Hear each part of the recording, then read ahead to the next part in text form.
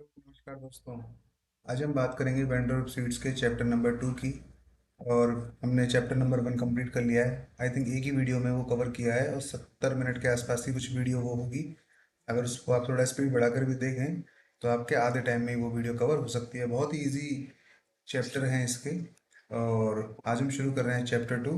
तो चैप्टर 2 में इसमें दिखाया गया है जगन जब दुकान से घर वापस लौटता है। पिछले सीन में हमने डिस्कस कर लिया था पिछले चैप्टर में कि जगन दुकान को ताला लगाकर घर वापस जा रहा है और करीब 7 बजे के आसपास वो दुकान बंद कर देते हैं।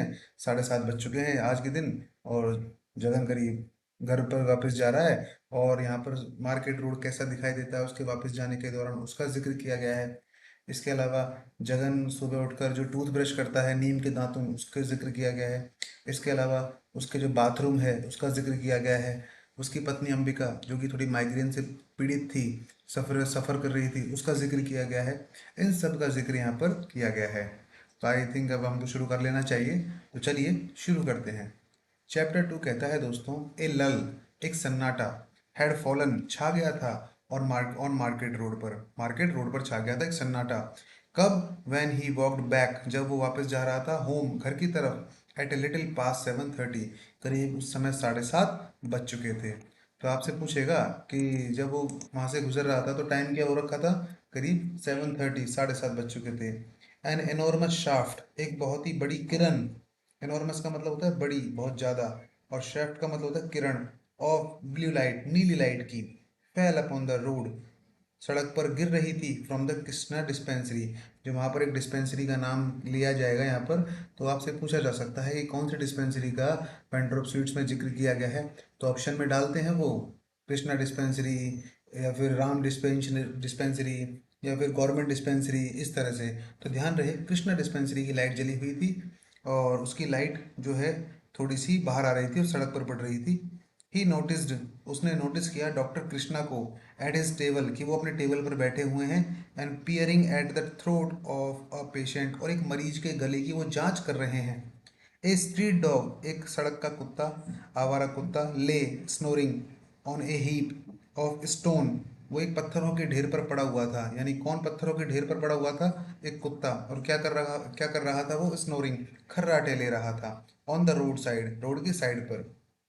Kept there since the first municipal body was elected in Free India in 1947 and meant for paving the road। अब देखिए यहाँ पर क्या जिक्र किया जा रहा है कि 1947 की बात है जब देश आज़ाद हो गया था। और हमारे शहर में एक म्यूनिसिपल कमीशन, एक म्यूनिसिपल बॉडी का निर्माण किया जा रहा था। तो उसके लिए पत्थरों की ज़रूरत थी और उसके लिए इन पत्थरों को यहाँ पर पड़ा रखा गया था। ये पत्थरों को यहाँ पर इकट्ठा किया गया था और इसीलिए इन पत्थरों पर आज ये कुत्ता लेटा हुआ है।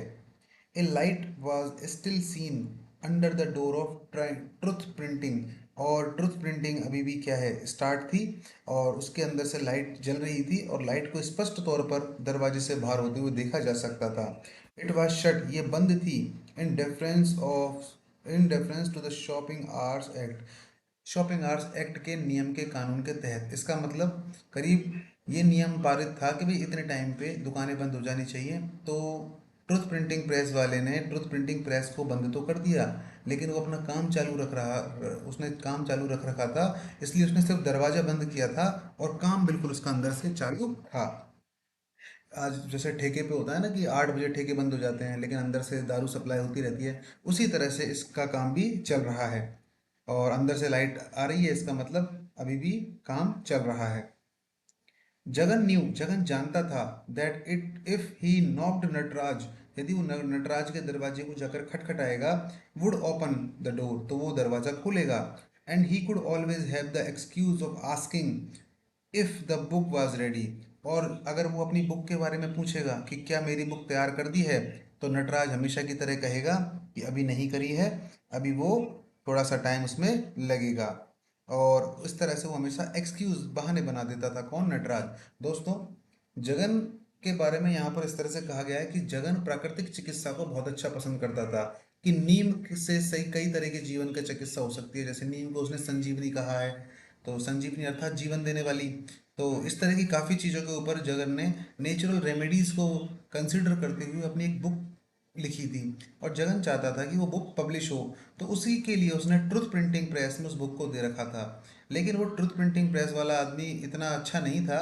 वो जानबूझकर या फिर किसी ना किसी बहानेबाजी करते हुए उस बुक को छाप नहीं रहा था। तो जगन सोचता था कि यार मैं जा रहा हूँ घर, अब सोचता हूँ कि उससे पूछ लूँ कि भाई मेरी बुक तैयार है कि नहीं है।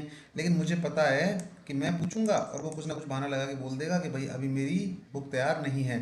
तो वो एक्सक्यूज लगा देगा।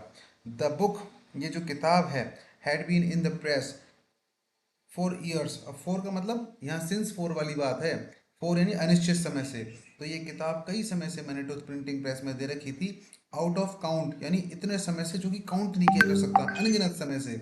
हिज मैग्नम ओपस, उसकी ये जो मैग्नम महान ओपस कृति, उसकी जो महान कृति है किसकी, जगन की। और nature cure and natural diet, यानी प्राकृतिक रूप से किसी चीज़ को क्योर करो और नेचुरल तरीके से डाइट लो। ये बुक का नाम आपको बहुत अच्छे तरह से याद होना चाहिए। इसके ऑप्शन बहुत ही डिफिकल्ट तरीके से बनते हैं दोस्तों। और एग्जामिनर इस तरह से ऑप्शन बनाता है कि natural cure and nature diet ध्यान रहे, या फिर नेचर एंड नेचुरल डाइट। तो आपको ध्यान रखना है, नेचर को तो क्योर, नेचर तो क्या करती है, हमको क्योर करती है। और हमको लेनी क्या चाहिए, नेचुरल डाइट लेनी चाहिए। तो ये उसकी किताब का नाम है जो कि एक मैग्नम ओपस यानी एक महान कृति है। जगन न्यू, जगन जानता था that Nataraj would say again, Nataraj वापस कहेगा that he was waiting for types, कि वो कुछ नए तरह के अक्षरों के, नए तरह के टाइपिंग का इंतजार कर रहा है। इसलिए उसने किताब थोड़ी अभी डिले कर रखी है।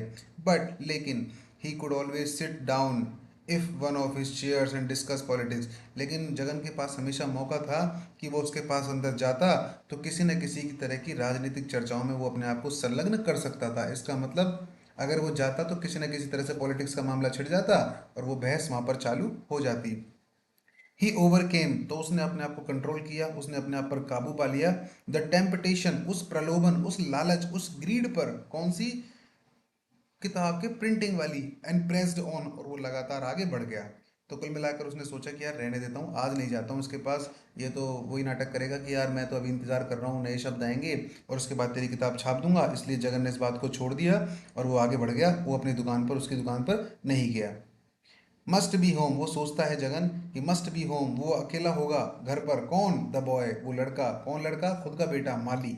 विल बी लोनली, बेचारा मेरा बेटा घर पर अकेला होगा। आज नहीं जाता हूँ, आज मैं अपने घर चला जाता हूँ। नॉट टुडे, आज नहीं। He fell into a brooding, वो एक चिंतन में पड़ गया, एक ब्रूडिंग में पड़ गया। ब्रूडिंग का मतलब चिंतन, सोच विचार। एंड इंट्रोस्पेक्शन, और आत्मनिरीक्षण में पड़ गया, यानी खुद ही की बात को खुद ही सोचने लग गया। तो उसका इंट्रोस्पेक्टिव स्टेट हो गया। एज सो, इसलिए he walked on the edge of the road, इसलिए वो रोड के किनारे किनारे चलता गया। And was alone with himself, और अपने आप से ही बातें करता गया, अपने साथ ही चलता गया। जुटकाज ड्रोव पास्ट हिम, सडनली जो जुटकाज हैं, जो तांगा गाड़ी हैं, वो उसके पास से गुजरी। The drivers urging their horses, और जो ड्राइवर्स हैं घोड़े के, वो अर्जिंग हाँक रहे थे। वो ऐसे करते हैं ना घोड़े वाले, हुर्र किच किच किच हुर्र, तो इस तरह से वो ड्राइवर्स हैं घोड़ों को हाँक रहे थे। विद श्रिल्स क्राइसिस, उनकी आवाज़ें बड़ी ही तीखी लग रही थी। And then a few cycles, और फिर कुछ साइकिल भी मेरे बगल से गुजरी। ए स्कूटर, एक स्कूटर बगल से गुजरा। And A cup of cars, couple of cars, और फिर कुछ कार्स वहां से गुजरी। लाउडली, जो कि तेजी से, honking, horn, honking their horns, अपने हॉर्न बजा रही थी।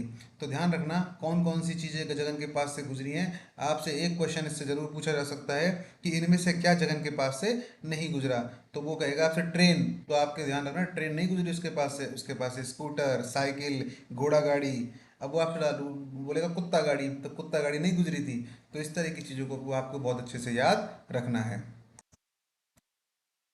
आगे बात करते हैं। द ट्रैफिक थिंड, अब वो जो ट्रैफिक है थोड़ा कम पड़ गया, मतलब लोगों की आवाजाही बिल्कुल कम हो गई। एंड डिसअपियर, और लगभग समाप्ति हो गई। एंड ही न्यू, और जगन जानता था that he had come past Kabir lane, इसका मतलब कि जब लोगों के आना जाना कम हो गया तो इसका मतलब सब कुछ शांत हो गया, इसका मतलब वो कबीर लेन से आगे निकल आया है। याद रखना, ये क्वेश्चन बनेगा कि जब जगन को लगा कि ट्रैफिक कम हो गया है और सब कुछ शांत हो गया है, तो जगन को क्या लगा, उसने कौन सी चीज क्रॉस कर ली है, तो ध्यान रखना कबीर लेन उसने क्रॉस कर ली है। एज नो मोर लाइट, क्योंकि वहां पर कोई लाइट फेल नहीं नहीं दिखाई दे रही थी। इन द स्ट्रीट, उस गली में, फ्रॉम द शॉप्स, दुकानों से। इसका मतलब मार्केट बिल्कुल समाप्त हो चुका है, मार्केट बिल्कुल बंद हो चुका है। At the junction of market road, तो जो जंक्शन है मार्केट रोड का, एंड लॉले एक्सटेंशन, ये भी जगह का नाम है दोस्तों, there was a short parapet. अब पैरापेट का मतलब होता है रेलिंग, कोई पुलिया, है ना। ओवर ए कलवर्ट, अब कलवर्ट का मतलब भी क्या होता है, पुलिया या फिर नाली। तो इसका मतलब ये कह रहा है कि जब वो लॉले एक्सटेंशन पर गया, वहां पे थोड़ा सा आसपास से वो गुजरा, तो उसने ये देखा कि लॉले एक्सटेंशन का जो चौराहा है, जो पैरापेट है, पैरापेट का चौराहा भी कह सकते हैं, ओवर ए कलवर्ट। तो उसने क्या देखा, तो लॉले एक्सटेंशन के चौराहे पर एक पुलिया थी। अब आपसे पुलिया का स्थान पूछा जा सकता है कि लॉले एक्सटेंशन की जो पुलिया है वो कहाँ पर थी, वो पुलिया कहाँ पर थी, तो लॉले एक्सटेंशन और मार्केट रोड के चौराहे पर वो थी। एज यूजुअल, जैसा कि आमतौर पर, द वैग्रेंट, वो आवारा व्यक्ति, एक भिखारी है व्यक्ति दोस्तों इसमें, तो उसके लिए वैग्रेंट यानी आवारा वर्ड का इस्तेमाल किया गया है। As usual the vagrant was sitting on it, तो वहां पर एक आवारा व्यक्ति बैठा होता था उस पुलिया के ऊपर, ऑन इट, इस पुलिया के ऊपर, स्टेयरिंग एट पासर्स बाय, और वो उन लोगों की तरफ स्टेयर, घूरता रहता था जो वहां से निकलते रहते थे, गुजरते रहते थे। एंड स्पिटिंग, और थूकता रहता था, इनटू द गटर, उस पास के नाले में। एंड द डोंकी, और जो गधा है, स्टूड, जो कि खड़ा रहता था, बिसाइड द वॉल, उस दीवार के पीछे, एज इफ, ऐसा लगता था जैसे मानो कि, इट वर ऑफरिंग, वो गधा कह रहा हो, himself for a target practice, कि आओ आकर मेरे ऊपर टारगेट प्रैक्टिस करो, मतलब मेरी सवारी करो। तो खुद कौन ऑफर करता है टारगेट प्रैक्टिस के लिए, गधा ऑफर करता है। जगन न्यू, जगन जानता था, what the vagrant was waiting for, जो आवारा है, ये जो भिखारी है, किस चीज के लिए इंतजार कर रहा है, फॉर द डाइनिंग, वो अपने खाने के लिए। अब देखो डाइनिंग लीव्स, अब क्या होता है दोस्तों, यहाँ पर किया क्या जा रहा है कि ये लोग पत्तों में खाना खाते हैं, यहाँ के लोग पत्तों में खाना खाते हैं, तो सीधी सी बात है, कुछ खाना छोड़ देते हैं तो पत्तलों के साथ ही वो उसको बाहर फेंक देते हैं। तो ये जो आवारा लोग हैं ना, ये काम नहीं करना चाहते हैं, और अपना पेट उस बचे हुए खाने से, जो कि लोगों के द्वारा फेंक दिया गया है पत्तलों में, उससे खाकर अपना गुजारा करना चाहते हैं। तो जगन इस बात को सोचता है, मैं आपको इसका ओवरव्यू बता रहा हूँ, जगन इस बात को सोचता है कि इन लोगों को ऐसा नहीं करना चाहिए, इससे खाना वेस्ट होता है, और ये लोग है ना काम भी नहीं करना चाहते इसकी वजह से, क्योंकि उनको बैठे बैठाए खाना मिल जाता है। तो अगर लोग ऐसा ना करें तो ये भी कुछ काम धाम करेंगे। इसी बात को आगे इसमें एक्सप्रेस किया गया है। तो वापस आते हैं अपने टेक्स्ट पर। और जगन ने सोचा, Jagan knew what the vagrant was waiting for, कि ये आवारा किस चीज़ का इंतज़ार कर रहा है, फॉर द डाइनिंग लीव्स, ये उन पत्तलों का इंतज़ार कर रहा है, to be cast out of homes, जो कि घर से बाहर, कास्ट आउट यानी फेंकी जाने वाली थी, इन कबीर लेन, ठीक है ना। ही वुड कलेक्ट देम, और वो क्या करेगा, वो आवारा, ये ही जगन नहीं है दोस्तों, ये है वो आवारा, वो वैग्रेंट, और ये जो वैग्रेंट है ये इनको कलेक्ट करेगा, उन पत्तलों को, स्कोर देम, उनको पहुंचेगा, विद द हिज हैंड्स, अपने हाथों से, एंड फिल हिज बैली, और अपना पेट भर लेगा, यानी पत्तलों में बचा कुचा झूठन उस खाने को खाकर अपना पेट भर लेगा। विद एनी वेजिटेबल्स, जो भी सब्जी उसमें पड़ी हुई होगी उस पत्तल में, एंड राइस, और चावलों से, that might be left on them, जो कि उन पत्तलों में छोड़ दिया गया है।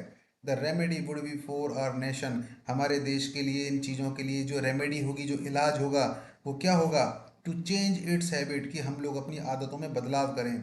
फोर, क्योंकि people to eat off plates and do not use leaves for the purpose, the plate could be washed and kept, क्योंकि अगर हम इन प्लेटों को फेंकेंगे नहीं, इस तरह की पत्तलों को यूज़ नहीं करेंगे, तो हम अगर ऐसी पत्तलें यूज़ करें जिनको वॉश किया जा सके और केप्ट किया जा सके तो अच्छा है, लेकिन इनको यूज़ नहीं किया जा सकता, इनको वापस फेंकना ही पड़ता है, अनलाइक द लीव्स, किन की तरह, उन पत्तियों की तरह। तो कहने का मतलब है दोस्तों, इसका ट्रांसलेशन अच्छे से ढंग से ये बैठेगा कि भाई जगन ये सोचता है कि सबका इलाज क्या है, इलाज ये है कि देश अपनी आदतों को बदले, पत्तों पर खाना नहीं खाए, बजाय उसके प्लेटों में खाना खाए, ताकि उनको वापस धोया जा सके और वापस अपनी किचन में रखा जा सके। तो आई थिंक आपको ये बात बिल्कुल समझ में आ गई होगी। Which are thrown out after dinner, और ये जो पत्तलें हैं डिनर के बाद बाहर फेंकती जाती हैं, फॉर वैग्रेंट्स, उन आवारा लोगों के लिए, टू पिक, ताकि वो उसको उठा सकें। जगन रिफ्लेक्टेड, जगन इस बात के लिए रिफ्लेक्ट करता है, सोचता है, he was for a moment ragged, ragged का मतलब होता है परेशान हो जाना, with the problem of the national improvement. तो इस बात को सुनकर सोचकर जगन एक क्षण के लिए परेशान हो जाता है अपने देश के इस इम्प्रूवमेंट के लिए, इन वेरियस डायरेक्शन, विभिन्न दिशाओं में।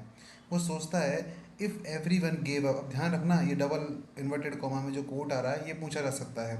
If every one gave up dining leaves, यदि हर आदमी डाइनिंग लीव्स में खाना छोड़ देगा, यानी इन पत्तों में खाना छोड़ देगा, दोज एंगेज, तो वो लोग जो एंगेज्ड हैं, संलग्न हैं, शामिल हैं, इन द लीफ ट्रेड, पत्तों के व्यापार में, वुड बी थ्रोन आउट, उनको भी फेंक दिया जाएगा, बाहर निकाल दिया जाएगा, ऑफ देयर प्रोफेशन, अपने व्यापार से, and an alternative engagement would have to be found for them, इसका मतलब उनके लिए भी एक दूसरा अल्टरनेटिव व्यापार हमको ढूंढना पड़ेगा। इसका मतलब अगर हम पत्तों में खाना खाना छोड़ दें तो जो लोग पत्तल बनाने, पत्तों को कलेक्ट करने, पेड़ पौधे उगाने, पत्तल बनाने का काम करते हैं, उनके लिए व्यापार बदलना पड़ेगा, और उस तरह से हमको एक तरह से उनके लिए एक अल्टरनेट व्यापार बिजनेस ढूंढना पड़ेगा।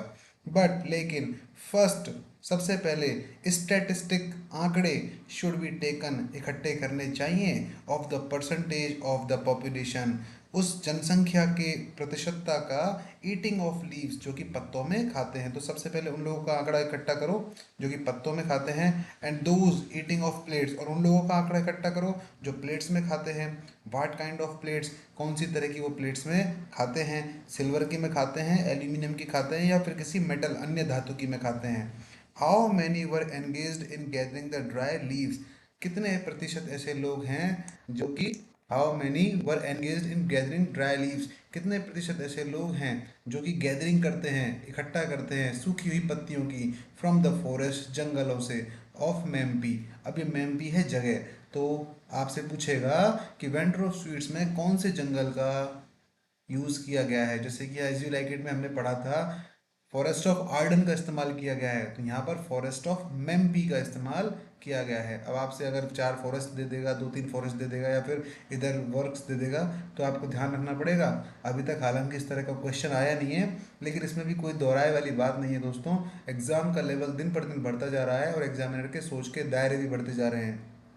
तो आगे इसमें कोई दोहराए वाली बात नहीं है, इसमें कोई आश्चर्य की बात नहीं है कि 2-3 वर्गों को मिलाकर, उनके खास खास पॉइंट्स, कोड्स को मिलाकर, सामने वर्क्स को मिलाकर, या फिर उसके राइटर को देकर आपसे मैच करवा लेगा और क्वेश्चन को डिफिकल्ट बना देगा।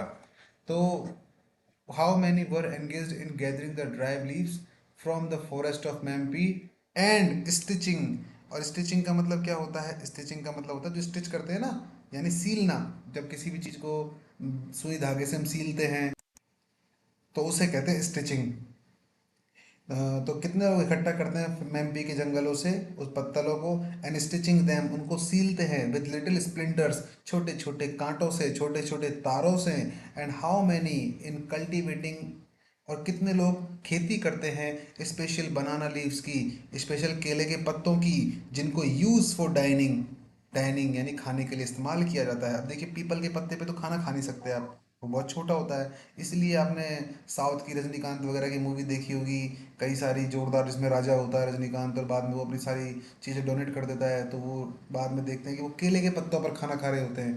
तो कई लोग क्या करते हैं, केले के पत्तों, केलों के पेड़ों को उगाते हैं ताकि वो पत्ते की वो बेच सके खाना खाने के लिए। और साउथ साइड में इस तरह की चीज़ें ज़्यादा चलती हैं क्योंकि पत्तों को फ्रेश माना जाता है। आगे बात करते हैं, till all this was done on a national scale this vagrant would continue remain here, कि जब तक ये समस्या नेशनल, राष्ट्रीय स्तर पर सॉल्व नहीं हो जाती है, ये जो वैग्रेंट हैं, ये जो आवारा लोग हैं ना, यहीं इसी पुलिया पर बने रहेंगे। लेट इन द नाइट, और देर रात्रि ही, और ये ही कौन है, वैग्रेंट, वही आवारा लोग, इमर्ज्ड, बाहर निकलते हैं, फ्रॉम दिस कलवर्ट, इस पुलिया से, and went down the streets, और गलियों में जाते हैं, और क्राई, चिल्लाते हैं, एट एवरी डोर, हर दरवाजे पर, ओ गुड मदर। अब अगर देखो इसको साउथ साइड से जोड़ा जाए ना, अगर साउथ साइड में जैसा कि केले के पत्ते पे खाते हैं, और ज़्यादातर वो तो आमतौर पर साउथ साइड में लोग अम्मा, माँ, माई, इस तरह के शब्दों का इस्तेमाल करते हैं। तो हमको तो इतना याद रखना है वो क्या चिल्लाकर आवाज़ लगाते हैं लोगों को, ओ गुड मदर, ओ अम्मा, ओ माई, तो ओ गुड मदर कहकर वो भिखारी आवाज़ लगाते हैं।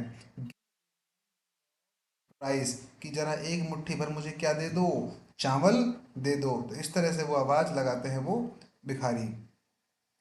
आगे बात करते हैं, तो चावल देने के बाद वो ये भी कहते हैं ही हैड ए डीप वॉइस, उनकी आवाज़ बड़ी तीखी होती है, विच पेनिट्रेटेड, जो कि पहुंचती है, द डोर, उस दरवाजे से होकर, and reach the kitchen beyond, और उस किचन के आर पार तक पहुंच जाती है। क्योंकि तीखी आवाज़ क्या होती है, ज़्यादा पैनी होती है। कुछ औरतों की आवाज़ इतनी तीखी होती है जो कानों में बहुत चुभती है, के करके बोलती हैं, आज बहुत धीरे बोलती हैं तो भी काफ़ी दूर तक उनकी आवाज़ सुनी जा सकती है, क्योंकि वो हवा को ज़्यादा दूर तक छेदते हुए चली जाती है। तो इसी तरह से भिखारी भी क्या बोलते हैं, एम आई दे दे, तो वो क्या करते हैं, आगे तक वो बात चली जाती है। किचन के अंदर महिलाएं सुन लेती हैं कि यार कोई भिखारी दरवाजे पर आया है। His tone also quiet and troublesome, troublesome मतलब शैतान, नटखट, चिल्ड्रन, और उसकी आवाज़ जो है ना, वो शैतान बच्चों को भी क्वाइट चुप कर देती है। As he was describe to be a man with three eyes, जैसा कि उस आदमी को, उस वैग्रेंट को डिस्क्राइब किया जाता है कि ये तीन आंख वाला आदमी है। आपसे पूछा जाएगा, अंडरलाइन कर लेना इसको, कि तीन आंख वाला आदमी किसे कहा गया है, उस वैग्रेंट को कहा गया है। ये जो है आदमी, ये कलंक है हमारे देश पर। तो किसको कहा गया है हमारे देश का कलंक, ध्यान रखना, इसी वैग्रेंट को। Jagan commented with himself, Jagan अपने आप से बात करते हुए कह रहा था, and by the time he reach the statue of Lawley, और इस तरह से बात करते करते वो लॉले स्टैच्यू की तरफ पहुंच गया था। ए फरलॉन्ग ऑफ, जो कि करीब वहां से एक फरलांग की दूरी पर था। ये डिस्टेंस का मेजरमेंट का उसका मात्रक है दोस्तों, दूरी को मापने का। तो एक फरलांग की दूरी पर ही वो वहां पर था।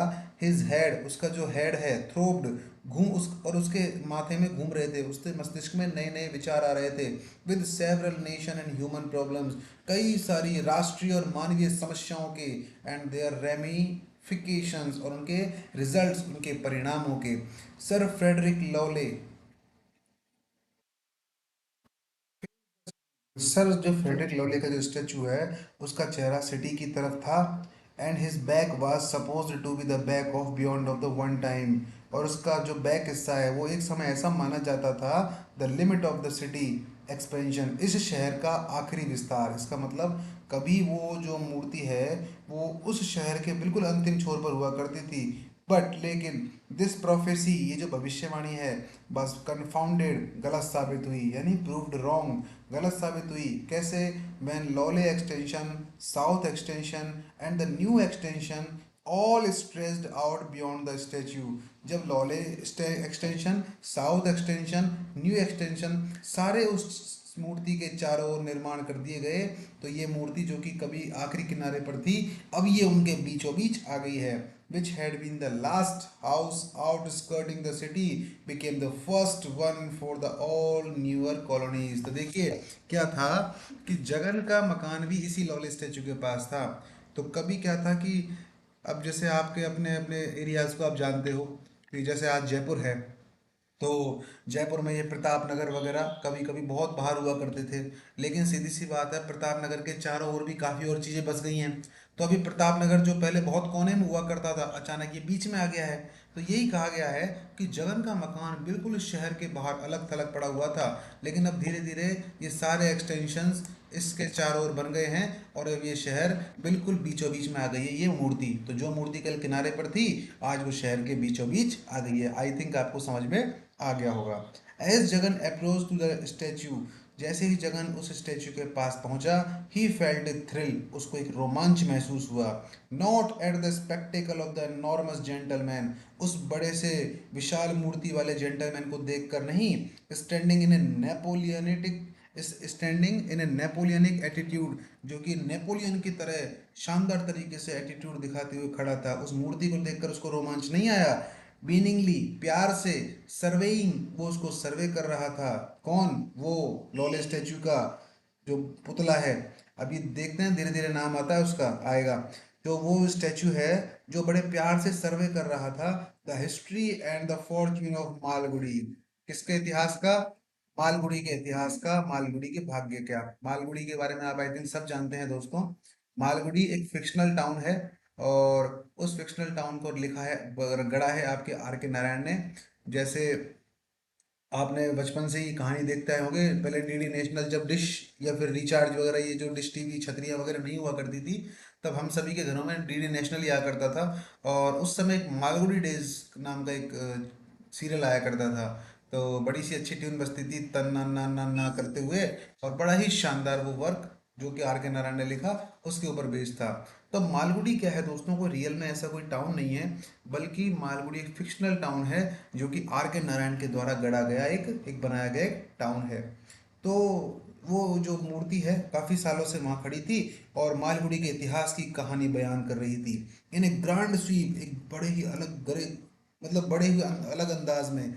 जगन जगन हैड सीज्ड, जगन रुक गया टू नोटिस, उसको ध्यान से देखने के लिए, द स्टैचू, किसको, उस स्टैचू को। फॉर ओवर 40 ईयर्स नाउ, करीब 40 साल से उस जगन ने उस स्टैचू की तरफ देखा नहीं था। But because he anticipated a glimpse of his sun Mali on the other side, बल्कि वो अगर वहाँ देखता था ना कभी भी, तो इसलिए देखता था क्योंकि उस स्टैचू के दूसरी साइड पर उसका बेटा माली वहाँ पर खेलता हुआ उसको दिखाई देता था, इसलिए कभी कभी वो उसकी तरफ देख लेता था।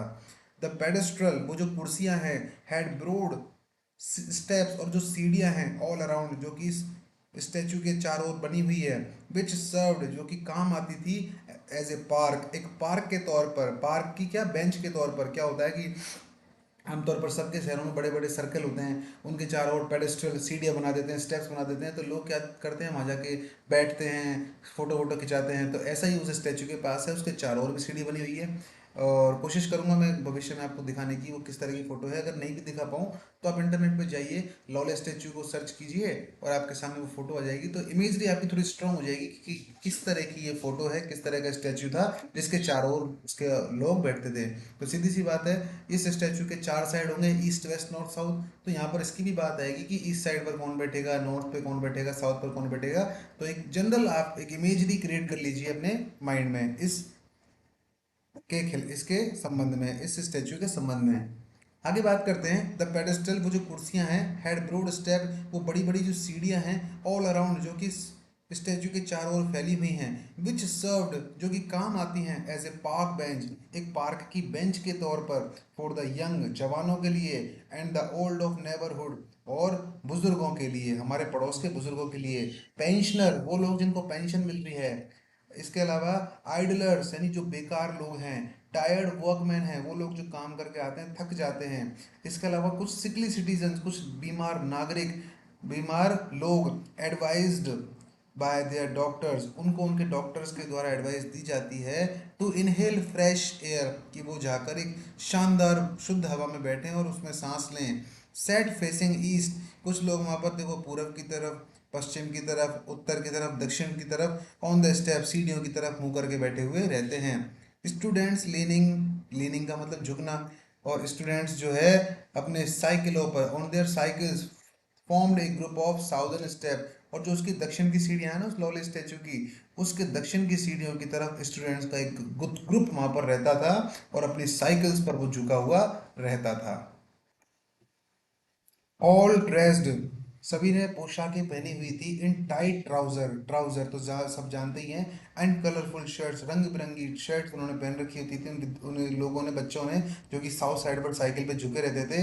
हॉटली डिस्कसिंग फिल्म स्टार्स, और वो गर्मा गरम गरम न्यूज़ का डिस्कशन कर रखे थे गर्म जोशी के साथ, किन के बारे में, फिल्म स्टार्स के बारे में, क्रिकेटर्स के बारे में, यानी क्रिकेट खेल के बारे में, एंड फैशन के बारे में, ड्रेसेस में, यानी ड्रेस पहनने के बारे में, एंड डिपोर्टमेंट, और उनके करेक्टर, उनके बिहेवियर, उनके आचरण के बारे में वो वहाँ पर डिस्कस किया करते थे। तो आपसे पूछेगा कि वहाँ के लोग किस चीज़ के बारे में डिस्कस करते थे या किसके बारे में नहीं करते थे, तो ध्यान रखना, फिल्म स्टार के बारे में करते थे, क्रिकेट के बारे में करते थे, क्रिकेटर के बारे में नहीं।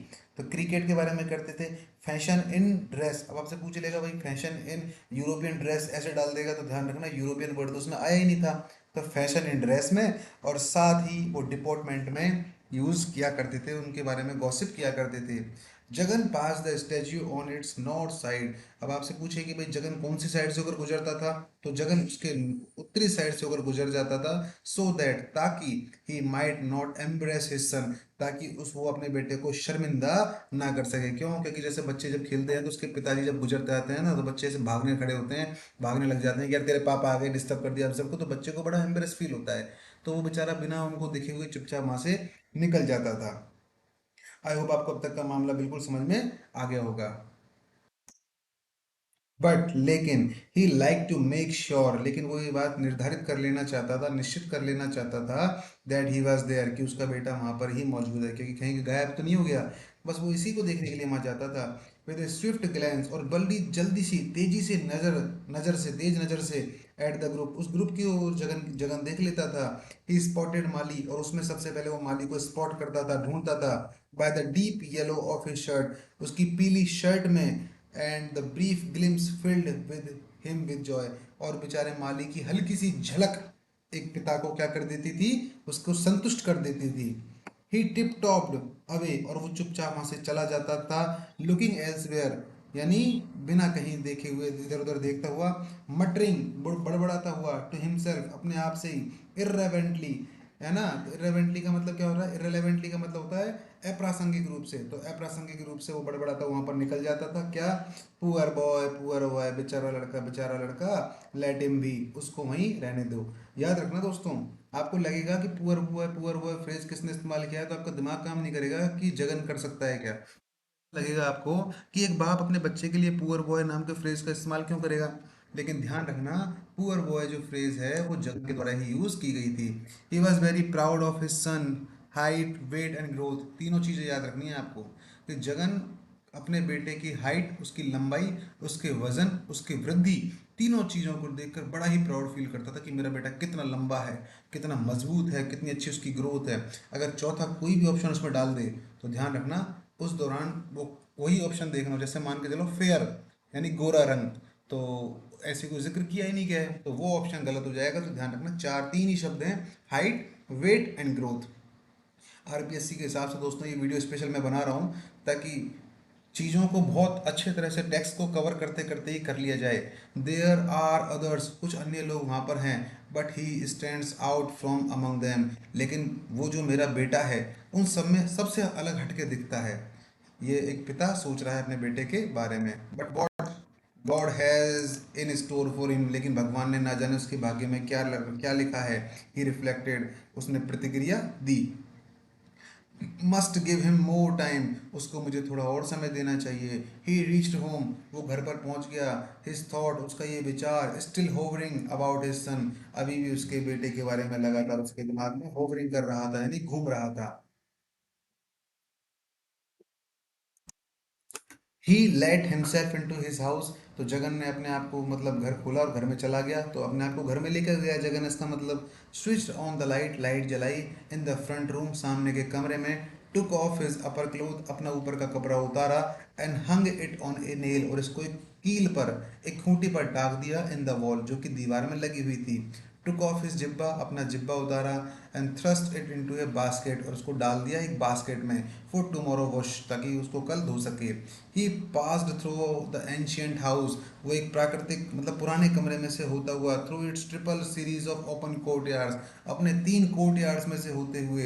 एंड कॉरिडोर्स, और कॉरिडोर्स में से होते हुए। And reach the back door, अपने घर के पिछले दरवाजे की तरफ पहुंच गया। लिफ्टेड द क्रॉस वार, उसने वो क्रॉस बार उठाया, वो जो दरवाजा है वो उठाया। And let it down gently, और धीरे से चुपचाप उसको रख दिया। क्यों दोस्तों, तो आपको याद होगा 6 से 7 बजे के बीच जगन है ना थोड़े अलग से पैसे इकट्ठे करता था, और उसको एक अलग डायरी में मेंशन करता था। जगन चाहता था कि उसका टैक्स ना दिया जाए सरकार को। 6 बजे से पहले अलग जग आता था, उसका साइज बड़ा होता था उस जग का, और 6 से 7 बजे के बीच का जग का साइज छोटा होता था। उस पैसे को जगन अपने पास रख लेता था। क्रिस्प करेंसी में छुट्टे पैसे को तुरंत ऐसे नोटों में कन्वर्ट करते हुए तुरंत ले आता था, और घर आकर सबसे पहले क्या करता था, उस अपने एंशियंट रूम में से होते हुए, कोर्ट यार्ड में से, जो तीन कोर्ट यार्ड में से होते हुए घर के पिछले आंगन में चला जाता था, और वहाँ पर उसने कमरा बना रखा था, वहाँ पर वो उन पैसों को जाकर डेली छुपा देता था। इसीलिए वो इस सब एक्टिविटी को अपना रहा है कि वो वहाँ पर जा रहा है, और सबसे पहले घर में घुसा, कपड़े वपड़े उतारे, आराम से गया और अपने उसने सारे पैसे छुपा लिए। और वो शटर को भी इतना धीरे डालता था ताकि किसी को पता ना लगे कि कोई आया है या नहीं आया। He stood for a moment gazing at the stars, और वो वहां पर रुकता था, खड़ा हो जाता था एक क्षण के लिए, तारों को घूरता रहता था। और एंथ्रोल्ड at the spectacle of firmament, और एंथ्रेल्ड मतलब वो मंत्रमुग्ध हो जाता था। एट द स्पेक्टेकल, उस नज़ारे को देखकर, उस दृश्य को देखकर, उस सीन को देखकर। ऑफ द फर्मामेंट, जो कि आकाश का है, तो मतलब आकाश के नज़ारे को देखकर वो आसमान में देखता था, और बड़ा ही वो अच्छा महसूस करता था। वन स्टिल वंडर्स, कोई भी आदमी इसको देखकर बड़ा आश्चर्यचकित होता हो जाता है। ही टोल्ड हिमसेल्फ, उसने अपने आप से कहा कि भाई कोई भी इस नज़ारे को देखकर पागल हो जाएगा। बट द प्रॉब्लम रिमेन्स, लेकिन समस्या अभी भी बाकी है। हु लिव्स इन दोस, इन तारों में कौन रहता है? We are probably glimpsing the real heaven and do not know it, कि शायद यहाँ पर हम देख सकते हैं एक सच्चे स्वर्ग को, या फिर हम इसके बारे में नहीं जानते हैं। प्रोबेबली, संभवतः, ऑल आर एंशियंट सेजेस, हमारे जो पुराने जो संत हैं, ऋषि मुनि हैं, are looking down at us, वहां से हमको नीचे की ओर देख रहे हैं। व्हाट आर दोज कॉन्स्टलेशंस, कौन से नक्षत्र हैं वहां पर? He could not be bear about them, वो इनके बारे में नहीं जान सकता। हिज एस्ट्रोनॉमी वॉज लिमिटेड, उसका जो खगोल का जो ज्ञान है वो बहुत सीमित था, to the location of pole star,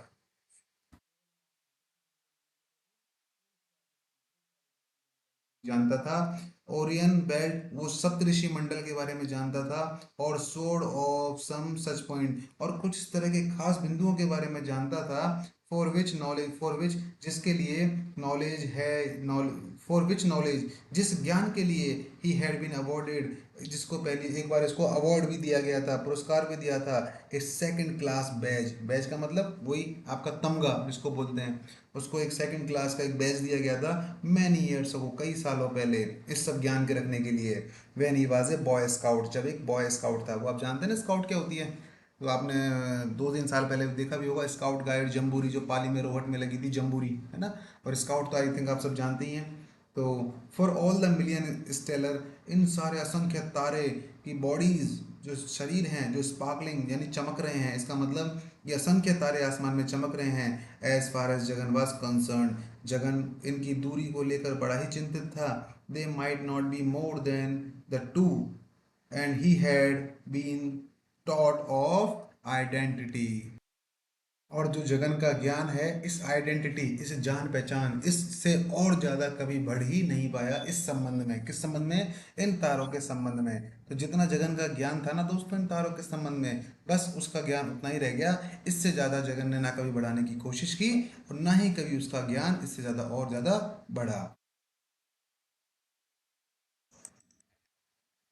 आगे बात करते हैं। In addition to Orion and the pole star, he often noticed an extraordinary lively free fire work in the sky. इसके अलावा तो जगन को केवल दो ही और तारे हैं, दो ही और उनका समूह है जिनका उसे ज्ञान कभी था। तो मतलब इससे ज़्यादा उसको ज्ञान कभी हो ही नहीं पाया। वो बस वो केवल दो तारों के या फिर दो सितारों के बारे में ही जानता था। तो आपको अच्छी तरह पता है, पोल स्टार है, ओरियन है, इनके बारे में वो जानता था। इससे ज़्यादा कभी उसके बारे जानकारी करने की उसने हिम्मत भी नहीं की। which sometimes stood poised over the earth in the westerly direction, जो कभी कभी अगर वो ऊपर देखता तो पृथ्वी के ऊपर से देखने पर उसको लगता कि वो पश्चिम दिशा की ओर दिखाई देते हैं। He called it sometime Venus, कभी कभी वो उसको वीनस बोलता यानी बुध ग्रह बोलता, और समटाइम जुपिटर, कभी कभी वो उसको जुपिटर यानी बृहस्पति ग्रह बोलता। नेवर नेवर बीइंग श्योर, वो कभी इस बात को लेकर निश्चित नहीं था। बट एडमायरिंग इट, हमेशा इसकी प्रशंसा करता था। अनरिजर्वली एंड फीलिंग प्राउड, बड़ा ही गर्व महसूस करता था इस चीज़ के ऊपर। That he was also a part of same creation, कि वो भी इसी तरह की सृष्टि का एक अंग है, एक अद्भुत अंग है। All this was a habitual second of contemplation whenever he pass into the bathroom in the backyard.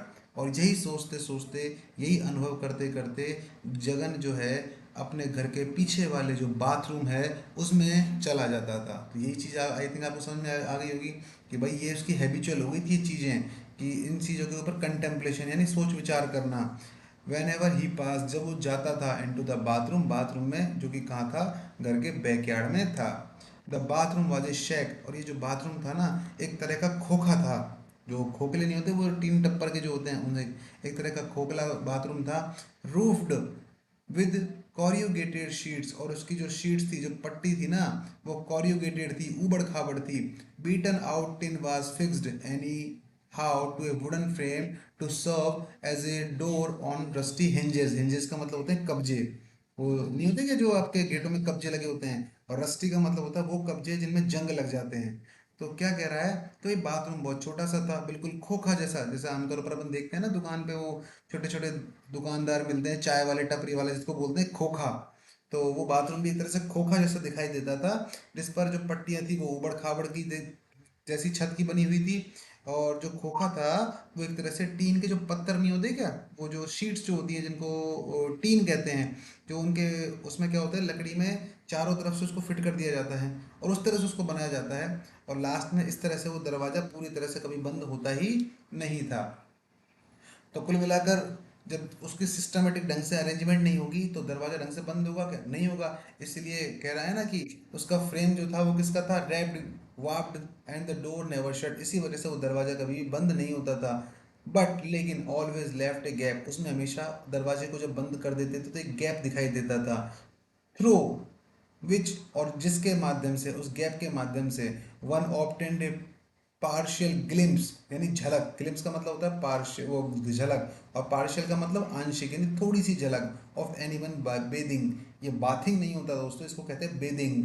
तो जब वो दरवाजा पूरी तरह से बंद नहीं होता था, उसमें गैप रह जाता था एक, से होकर कोई भी आदमी किसी भी अंदर नहाते हुए आदमी की हल्की सी झलक देख सकता था।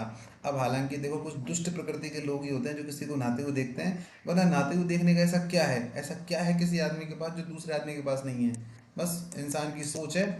और आज तक आपको काफ़ी पता ही है, इस नहाने के ऊपर तो वो मूवी बन गई, वो जो उसमें सैम नाम का लड़का होता है जो उसकी वीडियो शूट करता है, अक्षय अजय देवगन की जो मूवी है, इसका दूसरा पार्ट भी आया है अभी।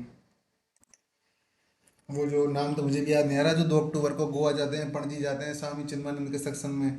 तो वो नहाने के ऊपर ही तो थी कि वो नहाने का वीडियो शूट कर लेता है वो। तो यहाँ पर ऐसा ही कहा गया है कि भाई कोई क्या देख लेगा उस में से, आखिर एक पिता और पुत्री तो रहते हैं घर में, तो कोई क्या देख लेगा। बट लेकिन it had been a house, ये एक घर था, प्रैक्टिस फॉर जनरेशन, और कई जनरेशन इसमें प्रैक्टिस कर चुकी थी, मतलब रह चुकी थी।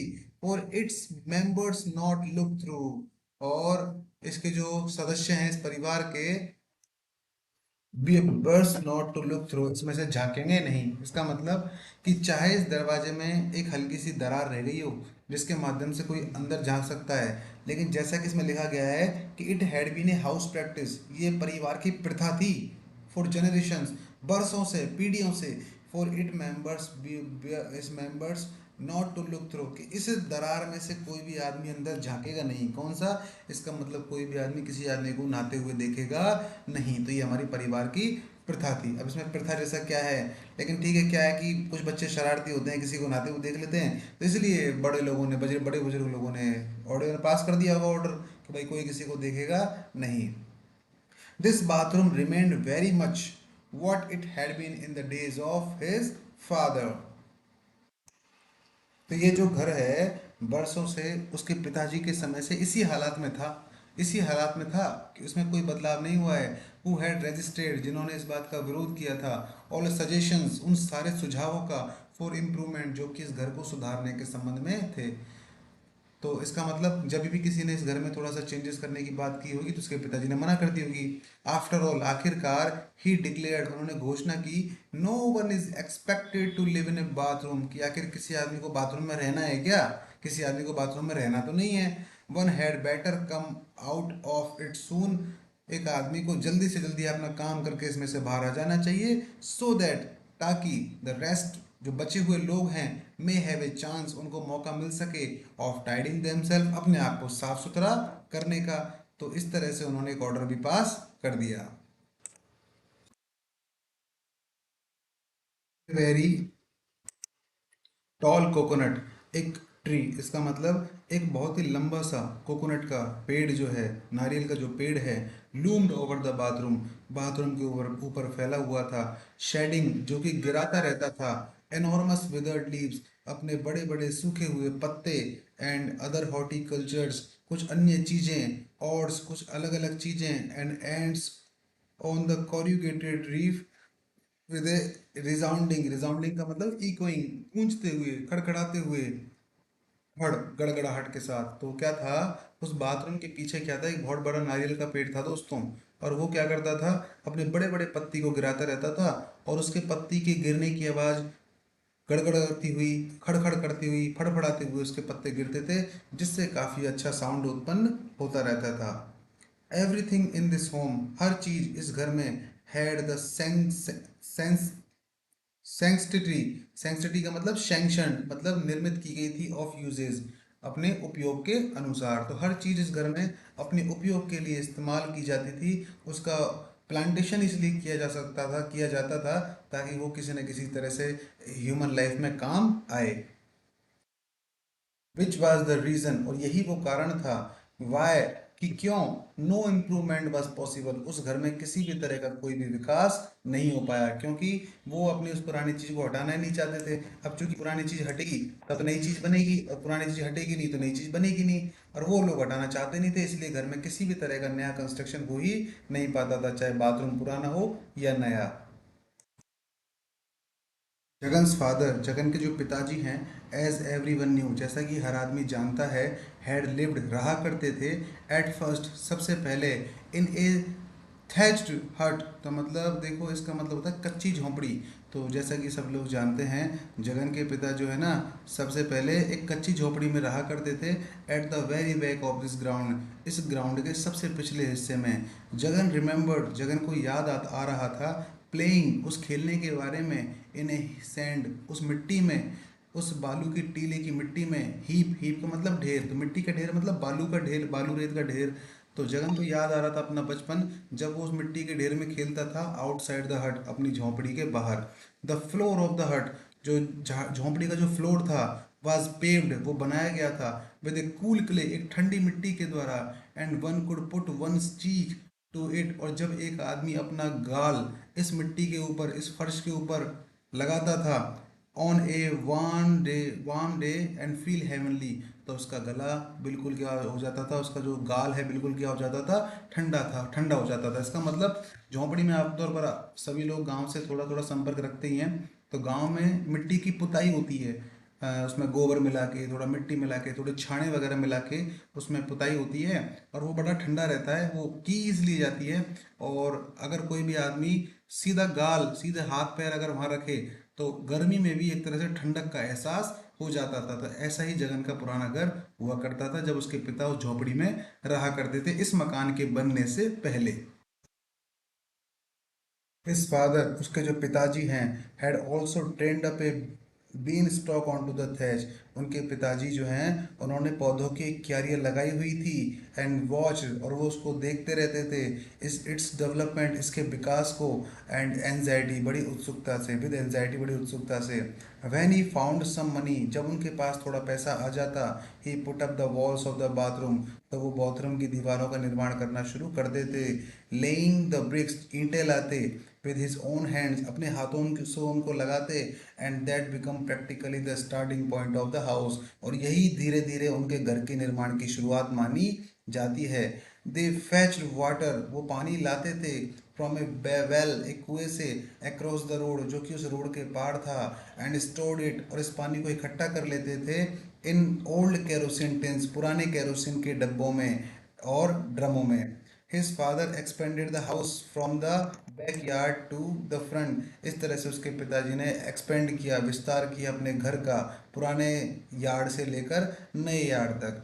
एज ए चाइल्ड, एक बच्चे के तौर पर, Jagan had no notion, Jagan का किसी भी तरह से कोई इरादा नहीं था, हाउ इज फादर, मतलब जगन किसी भी तरह से इस बात को समझ नहीं पाया कि हाउ इज फादर फॉर्च्यून, उसके जो पिताजी का जो भाग्य है, इम्प्रूव, कि कैसे परिवर्तित हुआ।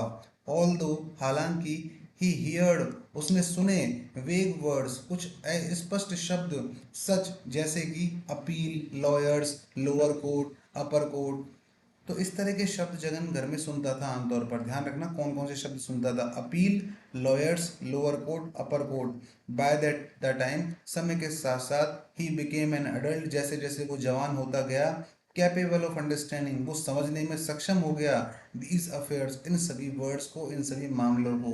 देवर ओवर, एंड, और इस तरह के शब्द अब बोलने बंद हो गए थे, and he never could explain, इसलिए वो उन शब्दों को कभी एक्सप्लेन नहीं कर पाया, क्योंकि अब वो शब्द घर में बोले जाते ही नहीं हैं, तो कोई आदमी कैसे एक्सप्लेन करेगा। वॉट द लिटिगेशंस, कौन सी ये जो सूचनाएं हैं, were about the against whom, और ये किसके खिलाफ है। अब देखो, वॉट द लिटिगेशन, लिटिगेशन का मतलब अपील करना भी होता है, कि भाई कौन सी ये अपील है और ये किसके खिलाफ की गई हैं, इस बात का जगन को अंदाजा नहीं लग पाता था। दे देयर केम ए टाइम, और यहाँ पर एक ऐसा समय आया, व्हेन द हट वाज फाइनली पुल्ड डाउन, जब उस झोपड़ी को अंततः गिरा दिया गया। इट थैचेज, और इसके जो थैचेज हैं, इसके जो छप्पर हैं इस झोपड़ी के, वर यूज्ड, काम में ले लिए गए, फॉर हीटिंग, गर्म करने के, एक कॉल्ड्रोन, एक कढ़ाई में, ऑफ वाटर, पानी को, फॉर बेद, नहाने के लिए। मतलब जो छप्पर निकले, छप्परों को क्या किया गया, जला तो सकते ही हैं उनको, अगर छप्पर ही तो हैं, तो उस समय कौन से हीटर गीजर हुआ करते थे, तो कढ़ाई में नीचे डाल देते थे और उन छप्परों से वो नहाने के लिए पानी गर्म कर लेते थे, अपनी झोंपड़ी को गिराने के बाद जो छप्पर वहाँ से निकले थे। एंड द कूल मड, और जो उनकी मिट्टी भी तो थी, लिपाई कर रखी थी जो आंगन में, और जो उनकी जो कूल मड है, जो ठंडी ठंडी मिट्टी है, मिट्टी का जो फ्लोर है, वाज टोन अप, उसको खोद दिया, मतलब उसको बिगाड़ दिया गया, तो तोड़ दिया गया, एंड डग, और उसको खोद दिया गया, इनटू पिट्स, क्यारियों में। क्यारियाँ नहीं होती जिसमें पेड़ में क्यारियाँ लगाते हैं पौधों में, फॉर प्लांटिंग, ताकि वो लगा सकें, प्लांट कर सके, कोकोनट शील्डिंग्स, की नारियल के पेड़ों को। तो कुल मिलाकर पुराना घर तोड़ दिया गया है, नया घर बनाने की फिराक में है, और जो छप्पर हैं उनको तो पानी गर्म करने के काम में ले लिया, और जो ठंडी ठंडी मिट्टी की ज़मीन है उसको खोद दिया गया, ताकि वो वहाँ पर क्या उगा सके, नारियल के पेड़ उगा सके। His father spent a whole week in this operation, इस काम में उसके पिताजी ने करीब पूरा एक हफ्ता बिता दिया।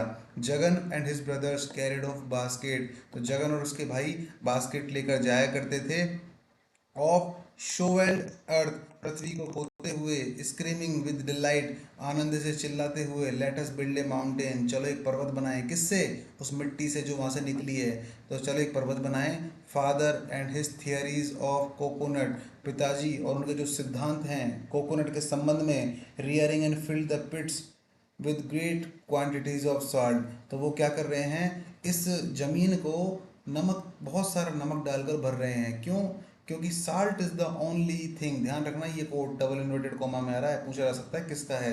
Salt is the only thing, नमक ही एकमात्र ऐसी चीज है, that can make a coconut tree grow, जो एक कोकोनट के पेड़ को बड़ा करने में सक्षम है। तो आपसे पूछेगा कोकोनट के पेड़ को बड़ा करने में कौन सी चीज़ सबसे अच्छी है, पानी है क्या, मिट्टी है, या फिर तेल है, या फिर नमक है, तो नमक है, ठीक है ना। हालांकि इस तरह के क्वेश्चन अभी तक किसी एग्जाम में पूछे भी नहीं गए हैं, और आमतौर पर कोचिंग वगैरह भी इस तरह के क्वेश्चन को डालने में हिचकिचाती हैं, क्योंकि उनको लगता है बड़े कॉमन क्वेश्चन हैं। लेकिन कॉमन क्वेश्चन उन्हीं के लिए हैं जिन्होंने टेक्स्ट पढ़ा है, जिन्होंने टेक्स्ट नहीं पढ़ा उनके लिए तो ये कॉमन भी अनकॉमन हो जाता है, ठीक है ना। तो एक नमक जो है वो कोकोनट के पेड़ को ग्रो कर सकता है। ही रिमार्क्ड एवरी डे, हर दिन वो इस पर टिप्पणियां किया करते थे। दिखाओ, द मैन, वो आदमी, हु कैन ग्रो एक कोकोनट ट्री, जो कि प्रॉपरली, जो कि प्रॉपर तरीके से कोकोनट के पेड़ को बड़ा कर सकता है, एंड आई विल शो, और मैं तुमको दिखाऊंगा, यू, तुम लोगों को, one with a practical head, एक ऐसा आदमी, ऑन इज शोल्डर, जो कि अपने कंधे पर इसका बोझ उठा सके। इसका मतलब मैं तुमको एक ऐसा आदमी दिखाऊंगा जो कि इस सारे तरीके से कोकोनट के पेड़ को, नारियल के पेड़ को बहुत अच्छे तरह से उगा सकता है। रेगुलरली, नियमित रूप से, एट 5, करीब 5 बजे, इन द मॉर्निंग, सुबह, जगन गॉट अप, जगन उठता था, फ्रॉम बेड, अपने बिस्तर से, ब्रोक, तोड़ता था, ए ट्विग, एक टहनी, from A margosa tree, margosa के पेड़ से। अब आप सोचेंगे मार्गोसा क्या है, मार्गोसा ट्री को कहते हैं नीम ट्री, तो नीम के पेड़ को ही मार्गोसा कहते हैं। इसके लिए बाद में संजीवनी का पेड़ भी इस्तेमाल किया जाएगा वर्ड, तो संजीवनी भी कौन है, नीम ही है। तो जगन रोज सुबह 5 बजे उठता था अपने बेड से, और एक नीम की टहनी को तोड़ता था, इन द बैकयार्ड, अपने घर के पिछले आंगन में जो उसका पेड़ लगा हुआ था। च्यूड इट्स टिप, इसके किनारे को चबाता था, च्यू का मतलब चबाना, एंड ब्रश्ड हिज टीथ, और उस नीम की लकड़ी से अपने दांतों को ब्रश किया करता था। He was opposed to the use of a tooth brush, और वो टूथ ब्रश के इस्तेमाल के लिए हमेशा विरोध करता था। द ब्रिशल्स, वो बाल, वो hair, are made of the hair from the pig's tail, उसका मानना था कि जो ब्रश होते हैं, टूथ ब्रश, ये सुअर के पूंछ के बालों से बना होते हैं। ही डिक्लेयर्ड, उसने डिक्लेयर किया, इट इज अनथिंकेबल, ये तो सोचना भी पाप है, दैट कि anyone should bite a pig's tail first thing in the morning, कि कभी भी कोई भी आदमी सुबह सुबह उठे और सबसे पहले आकर अपने इन मुंह में सुअरों के बालों को ठूंस ले। इसका मतलब किसी भी आदमी को इन ब्रशेस का इस्तेमाल नहीं करना चाहिए। It was impossible to disentangle the sources of his theories and say what he owed to Mahatma Ji and how much he had imbibed from his father. उसकी ये जो अजीब अजीब बातें थी, ये जो अजीब अजीब अजीब प्रिंसिपल्स, जो सिद्धांत थे, इसका मूल क्या था, यानी इसकी ओरिजिन कहाँ से हुई, इस बात को जानना संभव नहीं था। और इनमें से कौन कौन सी चीज़ें उसने महात्मा गांधी से प्राप्त की और कौन कौन सी चीज़ें अपने पिताजी से प्राप्त की, इस चीज़ को भी जान पाना बिल्कुल संभव नहीं था। जिन्होंने had also spend A life time, अपना पूरा जीवन बिता दिया परफेक्टिंग हिज थ्योरीज, अपने सिद्धांतों को परिपूर्ण करने में, of sound living and tried them on himself, उनको दूसरों पर नहीं बल्कि अपने आप पर इन सिद्धांतों को अपनाने में उन्होंने अपना पूरा जीवन बिता दिया है।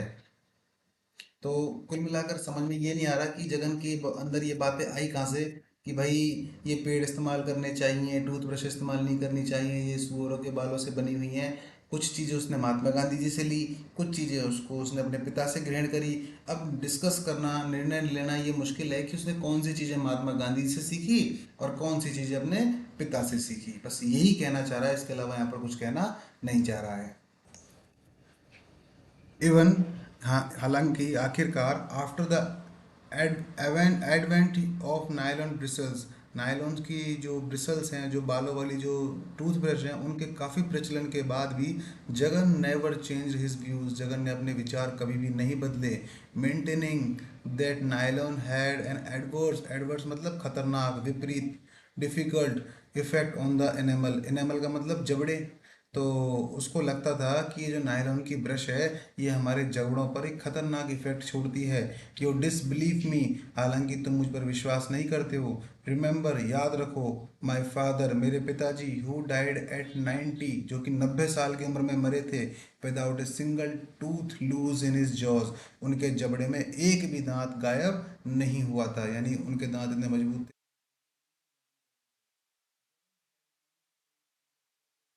मारगोसा, जब उनको इस मारगोसा, इस नीम के पेड़ के ऊपर बहुत ज़्यादा विश्वास था, इसकी प्रॉपर्टीज, इसके गुणों के ऊपर बहुत विश्वास था। एंड इन स्पाइट ऑफ इस बिटरनेस, यहाँ तक कि इस नीम के कड़वा होने के बावजूद भी, ही कॉल्ड इट अमृता, वो इस नीम को अमृत भी कहा करता था। द एम्ब्रोसिया, इसके अलावा एम्ब्रोसिया भी कहता था वो इस पेड़ को। तो आपको इसके नाम याद रखने हैं कि भाई अमृत कहता था, एम्ब्रोसिया कहता था, नीम तो वो कहता ही है। तो ये सारे नाम याद रखने। इसके अलावा संजीवनी कहता था।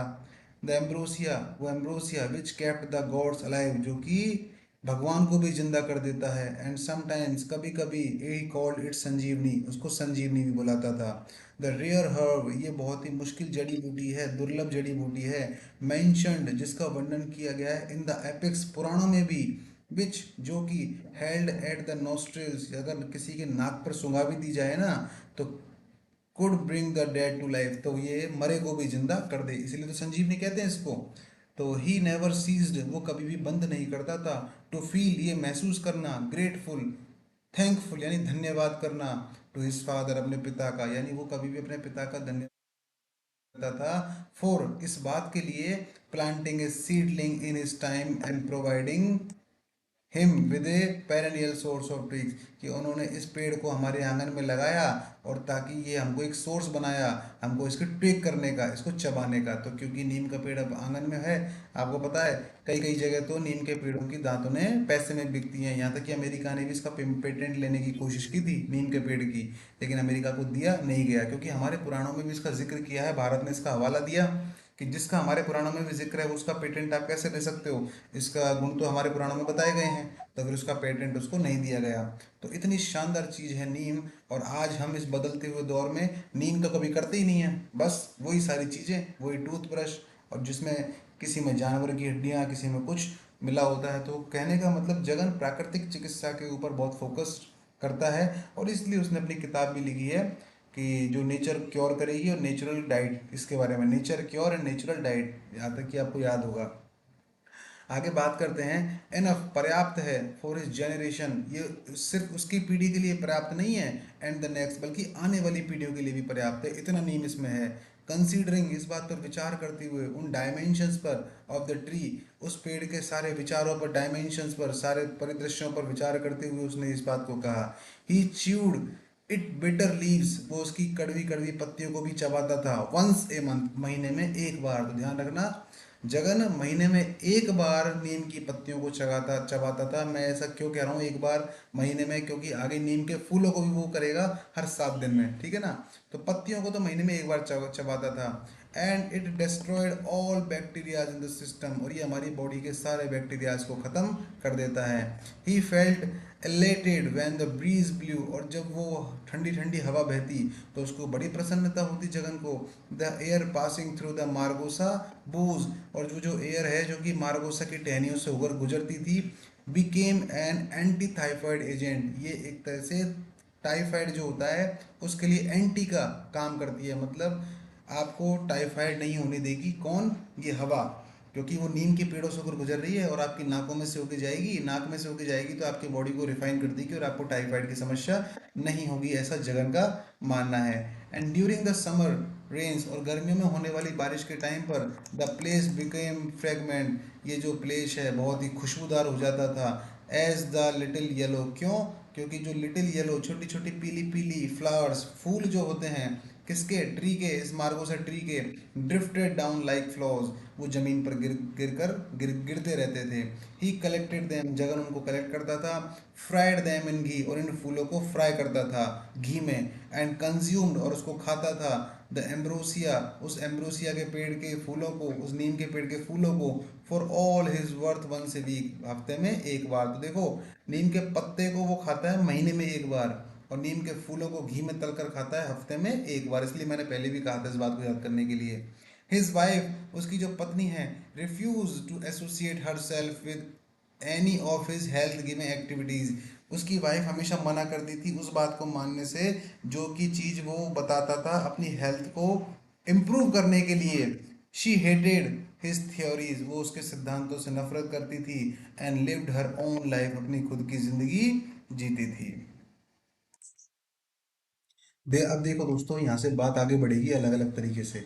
यहाँ तक तो बात जगन ने केवल नीम के फायदों की कही है। अब आपसे पूछा जाएगा इस बात के बारे में भी क्वेश्चन कि जगन और उसकी पत्नी अंबिका के बारे में, कि उनके बीच क्या लड़ाई थी। उनके बीच लड़ाई थी उस सर दर्द को लेकर। क्यों? क्योंकि सर दर्द के लिए अंबिका एस्प्रिन, जो कि आमतौर पर आप सब जानते हैं एस्प्रिन सर दर्द की गोली है, काफ़ी एडवर्टाइजमेंट भी इसका आता था, उसकी मांग करती थी। और जगन कहता था कि ये सारी दवाइयाँ बेकार है, इससे तुम्हें कोई फ़ायदा होगा नहीं, तुम नीम के पत्तों को, नीम के फूलों को घी में तल कर खा लो, इससे तुम्हें फ़ायदा हो जाएगा। अंबिका इस बात को पसंद नहीं करती थी, वो उसके नेचुरल थ्योरी को बिल्कुल पसंद नहीं करती थी। तो उसका पहला क्लैश आपस में अब यहाँ दिखाया गया है जगन और उसकी पत्नी का। तो देखिए, आगे बात करते हैं यहाँ से कि फर्स्ट अकर्ड, हाँ, देयर फर्स्ट क्लैश, उनका पहला झगड़ा अकर्ड दिखाई दिया व्हेन ही फॉरवेड हर, जब उसने उसको मना किया टू स्वेलो, निगल जाने से, एस्प्रिन, एस्प्रिन नाम की गोली को। तब जब जगन ने कहा कि एस्प्रिन गोली मत लो तो उनका झगड़ा शुरू हो गया। एंड सजेस्टेड, जगन ने उसको सुझाव दिया that she should fry a little margosa flower in ghee, कि उसको मार्गोसा के फ्लावर के जो फूल हैं उनको घी में तल लेना चाहिए। एंड स्वेलो इट, और इसको निगल लेना चाहिए। फॉर रिलीफ फ्रॉम हेडेक, इससे उसके सर दर्द में आराम आ जाएगा। Seated beside the ancient pillar, एक वो लड़की जो है वो अंबिका है, वो बैठी हुई थी पुराने एक खंबे के पास, इन देयर कोर्टयार्ड, अपने आंगन में। शी हैड नोटेड ए, उसने बांध रखा था, ए टावल, एक तौलिया, around her temples and stay and swayed madly back and fourth, उसने अपने माथे के चारों ओर एक तौलिया बांध रखा था। And desperately begging for aspirin, और वो बड़ी ही मुश्किलों से, बड़ी ही बहुत ही ज़्यादा आकांक्षाओं से मांग कर रही थी एस्पिरिन नाम की गोली की। Jagan was very sympathetic, Jagan जो है बहुत दयालु भाव का था, बड़ी सहानुभूति उसने दिखाई, नो डाउट, कोई संदेह नहीं है।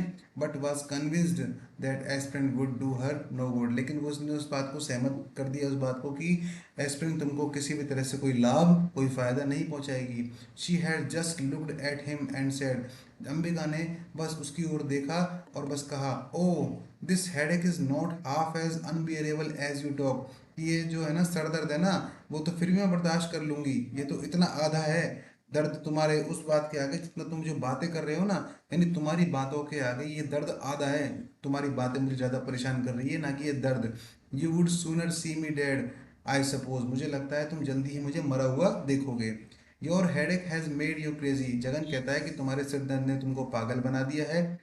ही सैड हिज टेम्पर राइजिंग, और उसने कहा कि उसका गुस्सा बढ़ता जा रहा है कि भाई क्यों गुस्सा बढ़ रहा है तुम्हारा। He hated her appearance with that silly towel, और उसको गुस्सा आता था उसके उस अपीयरेंस को देखकर कि जब वो अपना वो गंदा सा टावल अपने माथे पर नोटेड अराउंड हर हेड, अपने माथे की वो चारों ओर बांध लेती थी। एंड हर डिशेवेल्ड हेयर, और उसके जो बिखरे हुए बाल हैं, शी लुक्ड गाउलिश, वो ऐसे भूत की तरह दिखाई देती थी। एंड नो वंडर, इसमें कोई आश्चर्य नहीं है, शी सफर्ड इनएक्सप्लिकेबल हेडेक, कि वो बहुत ज़्यादा गंभीर सदर से बहुत ज़्यादा परेशान थी। ही सडनली रियलाइज, उसने अचानक महसूस किया the trend of thinking and suppressed it with A deliberate effort, कि उसने इस सारे चीज़ को रियलाइज़ किया कि भाई ये इसका कैसा थिंकिंग लग रही है इस चीज़ के प्रति, लेकिन चाहता था, लेकिन उसने अपनी बातों को कहा नहीं, और डेलिबरेटली जानबूझकर उसने जो एफर्ट है, अपना जो एफर्ट करना था नीम के पेड़ के संबंध में, उसको प्रेस दबा दिया, मतलब उसने उस बात को नहीं कहा। यू मे डू, और उसने इतना ही कहा बस, you may do what you like, तुम जो चाहो वो करो, ओनली डोंट सफर, बस परेशान मत हो। लीव मी अलोन, मुझे अकेला छोड़ दो। She had said in reply, उसने जवाब में कहा, किसने, अंबिका ने। Jagan wanted to ask, Jagan पूछना चाहता था, why are you discussed me with me, तुम मुझसे इतनी परेशान क्यों रहती हो, मुझसे इतनी चिढ़ती क्यों हो। But passed on into Mali's room, लेकिन वो बिना कुछ कहे माली के कमरे में चला गया। Mali had insisted upon having a room on his own, तो माली ने अपने खुद के पर्सनल कमरे की मांग की थी कि मुझे भी पर्सनल रूम दो, मुझे भी प्राइवेसी चाहिए। And in that vast house, और उस विशाल घर में, इट वॉज नॉट डिफ़िकल्ट, ये बहुत ज़्यादा मुश्किल नहीं था, टू फाइंड हिम वन, कि उसके लिए कोई कमरा दिया जाए, क्योंकि कमरे इतने सारे थे। माली ने कमरा मांगा तो क्या हुआ, उन्होंने दे दिया। Mali got a long hall without a ventilator और विंडो, तो माली को एक कमरा मिल गया, एक लंबा कमरा मिल गया, लेकिन उसमें वेंटिलेटर नहीं था, मतलब रोशनी की जगह नहीं थी, और ना ही उसमें कोई विंडो थी। Known as the cool room, अब चूंकि वेंटिलेशन नहीं था तो सूरज की धूप नहीं आती थी, इसलिए माली के कमरे को कूल रूम, ठंडा कमरा कहा जाता था, क्योंकि जिस कमरे में धूप आएगी वो ठंडा तो नहीं रहेगा। इन दोज डेज, उन दिनों उसको क्या कहा जाता था, उसके कमरे को ठंडा कमरा कहा जाता था, कूल रूम कहा जाता था। Which had a stone top round table, और उसके कमरे में पत्थरों के द्वारा निर्मित की हुई एक टेबल लगी हुई थी, एट द सेंटर, बीच में। एंड ए स्टूल, इसके साथ एक स्टूल भी लगा हुआ था।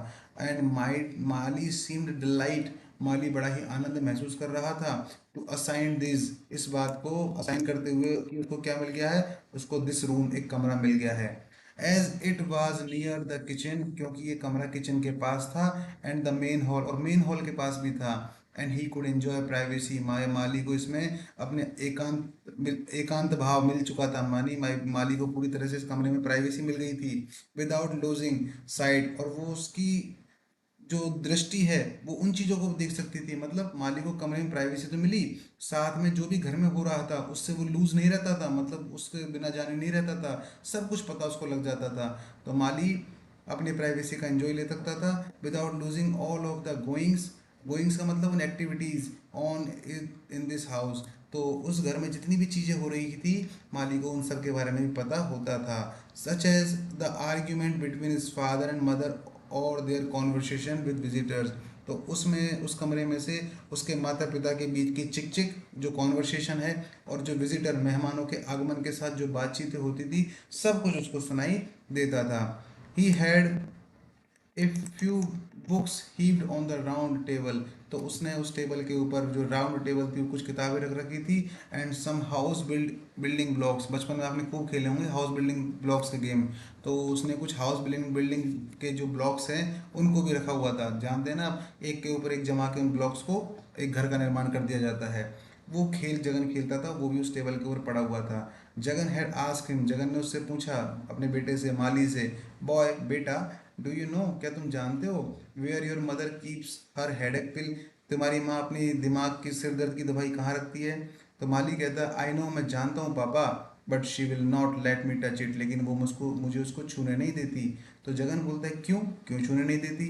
तो माली कहता है, because I may eat it, क्योंकि माँ को लगता है कि मैं उसको खा लूँगा। दैट इज़ ऑल, बस यही बात है। इट लुक सो नाइस, क्योंकि ये देखने में बड़ी ही अच्छी लगती हैं। जगन वाज स्केयर्ड, जगन बहुत डर गया। जगन बोलता है, बॉय बेटा, don't you go near it, तुम इस दवाई के पास बिल्कुल मत मत जाना। इट इज़ पॉइजन, ये जहर है। बेटा पूछता है, व्हाट इज़ पॉइजन, जहर क्या होता है पापा? आस्क द बॉय इनोसेंटली, उस बॉय ने बड़े ही इनोसेंटली पूछा, मतलब बड़े ही सभ्य तरीके से पूछा और मासूमियत से पूछा। लुकिंग अप, ऊपर देखते हुए, फ्रॉम ए पेपर काइट, उस जो पतंग जो उसके हाथ में थी उससे ऊपर देखते हुए कहा, ही वॉज फिडलिंग विद, और वो इस सब चीज़ से बड़ी सादगी महसूस कर रहा था। इसका मतलब उसके बेटे ने पूछा, लेकिन कैसे पूछा? फिडलिंग, मतलब सादगी भरे तरीके से, मासूमियत भरे लहजे में अपने बाप से पूछा कि पापा क्या होता है ये पॉइजन, मुझे बताओ। तो ऐसा उसने अपनी पतंग से नज़र उठाते हुए पूछा। तो जगन ने कहा, ओ, Jagan said rather desperately, he tried to avoid uttering inauspicious words, कि मतलब uttering का मतलब बोलना, inauspicious का मतलब अशुभ, कि जगन किसी भी तरह की अशुभ बातें घर में नहीं बोलना चाहता था। But there seemed to be no other way, लेकिन उसके पास कोई भी और रास्ता नहीं बचा था। he said, उसने कहा, people die when they eat poison, लोग मर जाते हैं जब वो जहर खा लेते हैं। माली listened with interest and asked, माली ने बड़े इंटरेस्ट से पूछा, एंड देन व्हाट, और फिर क्या होता है मरने के बाद? As if listening to a story, Mali को ऐसा लग रहा था जैसे कोई क्या सुन रहा हो, स्टोरी सुन रहा हो। Matter seem to be proceeding, मामला आगे बढ़ता गया। इन एन अनएक्सपेक्टेड डायरेक्शन, एक अप्रत्याशित दिशा में, मतलब गलत दिशा में, जिस दिशा में मामले को नहीं जाना था उस बारे में बात बढ़ती चली गई। जगन कहता है, वेयर इज द पिल, मुझे बताओ बेटा पिल कहाँ है? जगन ने पूछा। The boy indicated the cupboard, the boy ने उस अलमारी की तरफ इंडिकेट किया, इन द हॉल, जो कि हॉल में रखी हुई थी, एंड क्राइड, और चिल्लाया, जोर से बोला, ऑन द वेरी टॉप, पापा वो बहुत ऊंचाई पर रखी हुई हैं, सो हाई, बहुत ऊंचाई पर, दैट यू ऑल थिंक, जैसा कि आप सबको लगता है, I can not reach it, जैसे कि मैं उन तक पहुंच ही नहीं सकता। आपको लगता है ना कि ऊंचाई पर रख दोगे तो मैं पहुंच ही नहीं सकता। तो Jagan found his son attraction to aspirant ominous, तो जगन ने अपने बेटे का जो अट्रैक्शन था उसको बड़ी अशुभ तरीके से पाया, कि यार बड़ा उसको जो आकर्षण है ना उसका बड़ा अजीब सा लगा उस गोलियों के प्रति, ओमिनस, अजीब सा। ही मेयरली रिप्लाइड, उसने बस केवल इतना ही कहा, I will get you better things to eat, मैं तुम्हें कुछ अच्छी चीज़ें ला दूंगा खाने के लिए, देन दिस पिल, बजाय इस पिल के, फॉरगेट इट, तुम इसको भूल जाओ, यू अंडरस्टैंड, समझ गए ना तुम, क्वेश्चन मार्क। तो then he had gone to the cupboard, और उसके बाद वो जगन जो है कबर्ड की तरफ चला गया, एंड फाउंड द पिल, उसने उस गोली को लिया, ढूंढा, फॉर हिज वाइफ, अपनी पत्नी के लिए। But that was some years ago, लेकिन ये काफ़ी साल पहले की बात है। एंड माली हैड ग्रोन, और अब माली बड़ा हो चुका है। तो ये था आपका पूरा आपका एक्ट चैप्टर 2। और इसमें आई थिंक सारे के सारे क्वेश्चंस भी हमने डिस्कस कर लिए, जहाँ जहाँ क्वेश्चन बन सकते हैं, जो जो कोट्स बन सकते हैं जो आपके एग्जाम में आ सकते हैं, जो जो ऑप्शन वाले क्वेश्चन हैं कि जगन के बगल में से क्या गुजरी गाड़ी, जगन क्या क्या खा सकता था, ये सारी बातें, जितने भी questions multiple type objective type question बन सकते हैं, उन सभी को हमने डिस्कस किया है। तो आई होप आपको मज़ा आया होगा। अगर मज़ा आया हो तो कमेंट ज़रूर करें दोस्तों, बताएं कि भाई आपको ये हमारी ये मेहनत पसंद आती है या नहीं, और नहीं आती है तो क्या एफर्ट्स आप हमसे एक्सपेक्ट करते हैं, उनको भी बताएं। हम अपने भविष्य में आने वाली वीडियोस में उनको जरूर सुधार करेंगे। और अगर कुछ अच्छा लगता है तो कमेंट करके ज़रूर बताएं, इससे हमें थोड़ा मोटिवेशन मिलता है। और आज के लिए बस इतना ही दोस्तों, जय हिंद, जय भारत।